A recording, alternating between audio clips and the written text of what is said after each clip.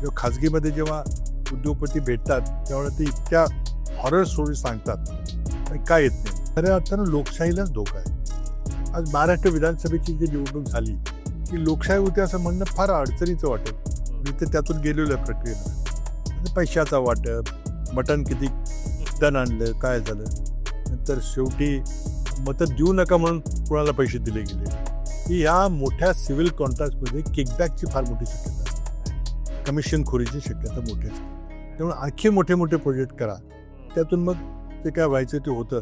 आपल्याकडची CAGची प्रक्रिया आहे काय, त्यात काही कुठं काही CBI आहे, इकॉनॉमिक ऑफेन्सेस वेगळे, त्यातून काहीच निष्पन्न होत नाही. आणि त्यामुळं मग एकदम जी अचानक मतं वाढल्याचा जो आरोप होतो तो त्यातला आहे. म्हणजे अनेक छोटी छोटी कारणं त्याला जबाबदार आहेत.